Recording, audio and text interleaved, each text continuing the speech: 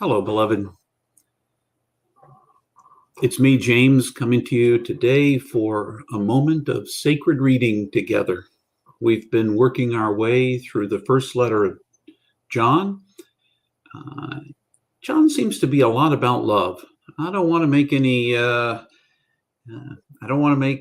any pre-conclusions about what we might be reading about today, but there's a lot of writing about love in this book. So before we do our reading together, I want to tell you a little bit about what sacred reading is, just in case this is your first time watching a video about sacred reading here. Sacred reading is reading a sacred text with the belief that somehow in that sacred text we will hear the echoes of the divine in a way we need to hear it right now, in this very moment. It might be, without even knowing it, we need a word of comfort, we need a word of encouragement, we need some other kind of word in our lives. I don't know what it might be exactly, but it is an invitation in this instance to look at the sacred writing of Scripture. But you can see sacred writing also in all sorts of other places, like in nature itself, what the early followers of Jesus thought of as the first Bible, the first Scripture, was indeed nature itself. So if we can learn to listen for the sacred in sacred texts and hear it for ourselves, what words are spoken to us, we can also do the same thing when we look around us in every moment of our lives. So we listen. The actual practice for me is to read it aloud to myself. When I'm doing sacred reading by myself, I read it aloud because I like to hear it, to feel the shaping of the words on my tongue, to hear the vibrations as they come from my vocal cords, and the support of the that is my diaphragm pushing the air up from my lungs through my vocal cords and causing that vibration, hearing it in my ears. When you're reading it to yourself, you hear the vibration in your head, all the way from the top of your head, perhaps all the way to the bottom of your toes.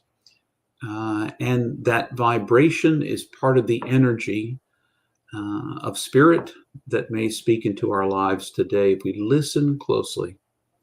So wherever you find yourself in these moments, needing comfort, strength, encouragement, whatever you may need, hopefully these words may speak that into your day whenever you're watching this moment. So take a deep breath. I will read it to you once, and then you can let it sit with you. Stop the video and let it sit with you. But after a moment's pause, I will speak what I heard it speaking to me. So open the ears of your heart. Maybe close your eyes as you listen. If it's safe where you are, if you're driving, don't do that. But close your eyes where you are, sink in, let your heart be open to what may be spoken. We are moving into the very last chapter today of 1 John, and it is verses 1 through 4. So listen with me for a word from Spirit. All who believe that Jesus is the chosen one have the great Spirit as their Father. All who love the Father will also love his children. We can be sure that we are loving Creator's children when we love Creator and follow all of his instructions. For when we follow his instructions, it shows our love for the Great Spirit. And his instructions are not hard to follow. Whoever has the Great Spirit as their Father wins the victory over the ways of the world. For it is our trust in him and his way of love that wins the victory.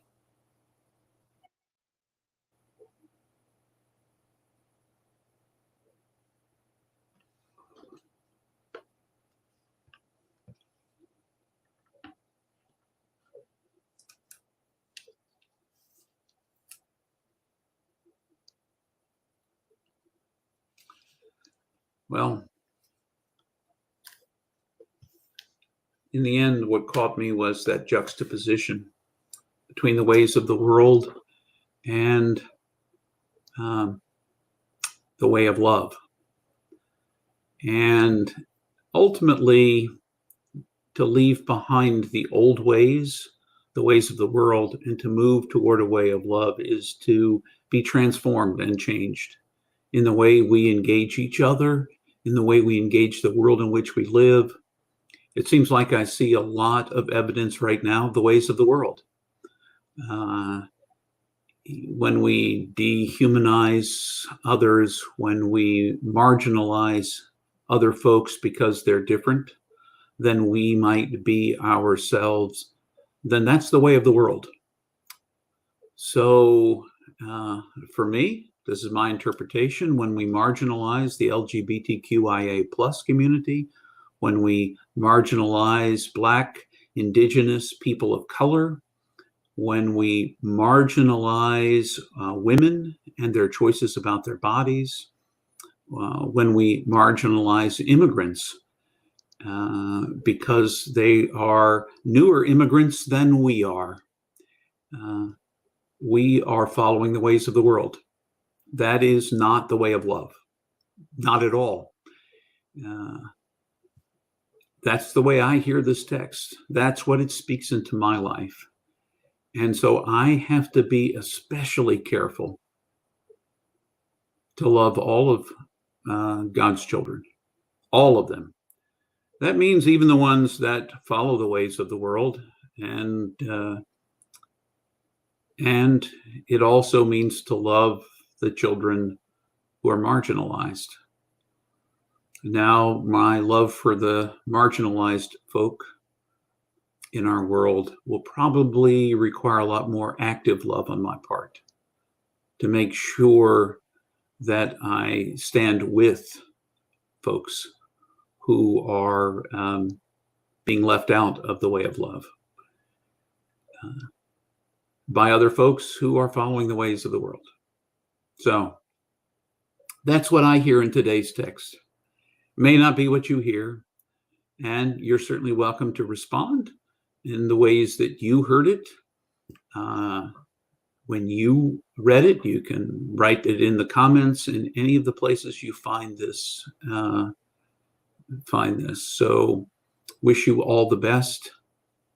Hang in there if you're feeling marginalized, if you're feeling put aside, if you're feeling like someone else may be coming after you, oppressed. Hang in there. And if there's anything I can do with, for, or